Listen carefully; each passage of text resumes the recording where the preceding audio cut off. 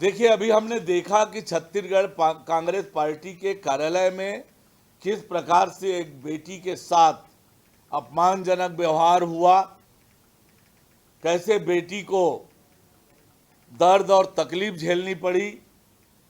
और अब अरविंद केजरीवाल दिल्ली के मुख्यमंत्री के निवास पर राज्यसभा के सांसद जैसे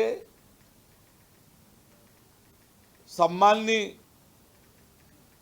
पद को धारित करने वाली बेटी के साथ जिस प्रकार का अभद्रता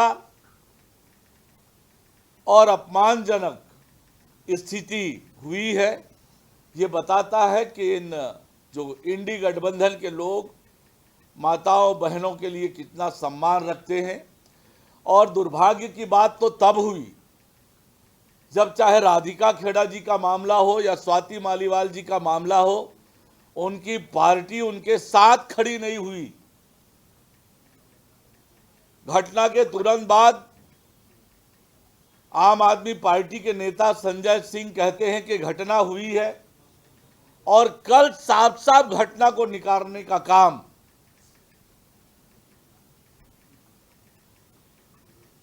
आम आदमी पार्टी की सरकार की मंत्री ने की है, जो स्वयं एक बेटी है। यह अत्यंत दुर्भाग्यजनक है। और घटना की लीपापोती करने के लिए जिस प्रकार से वीडियो जारी करके ये बताने की कोशिश की कि घटना नहीं हुई है, ये बताता है कि किस प्रकार से स्वाति मालीवाल जी के साथ ये षड्यंत्र आम आदमी पार्टी कर रही है। और अब जिस प्रकार के हालात आज देश में राजनीति में इनके होने वाले हैं 4 तारीख के बाद, उनका ये कथा पटकथा लिखी जा रही है।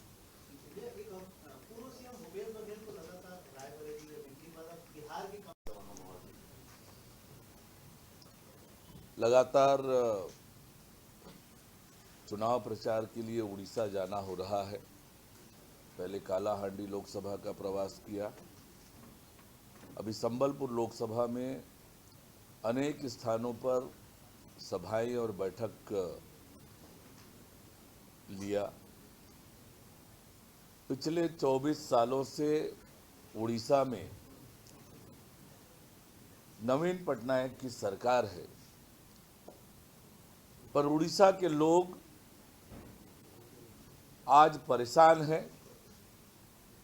एक तरफ जहां राज्य में चहुओर भ्रष्टाचार का वातावरण है, लोग काम की तलाश में दूसरे राज्य जा रहे हैं,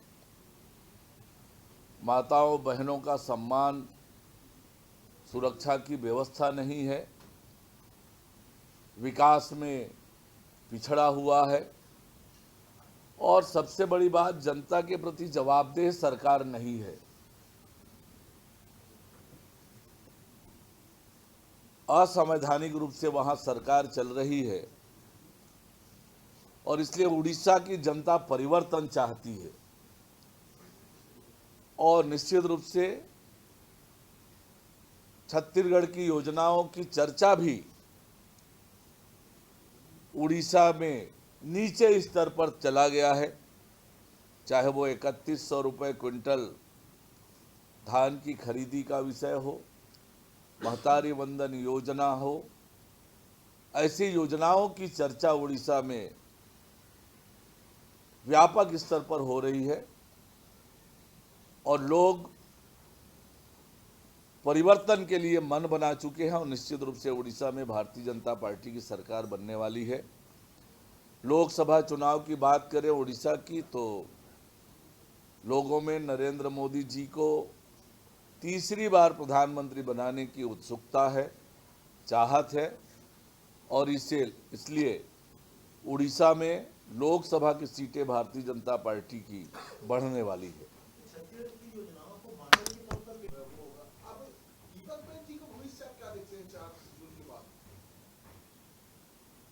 देखिए, जिस प्रकार से न तो उधर विधानसभा की टिकट मिली, न लोकसभा की टिकट मिली, और आज जो उनके हालात कांग्रेस के नेताओं ने कर रखे हैं, दीपक बैज जी को सोचना पड़ेगा कि वे किस दिशा में जाएं। ये कांग्रेस का वास्तव में अंदरूनी मामला है, पर जिस प्रकार से दीपक बैज के साथ कांग्रेस पार्टी ने अन्याय किया है, न विधानसभा का टिकट दिया न लोकसभा का।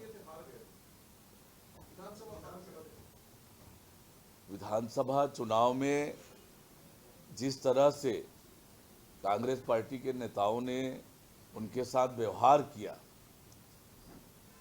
हमारे मंडल अध्यक्ष ने उन्हें हराया, कांग्रेस पार्टी के प्रदेश अध्यक्ष को भारतीय जनता पार्टी के मंडल अध्यक्ष ने हराया।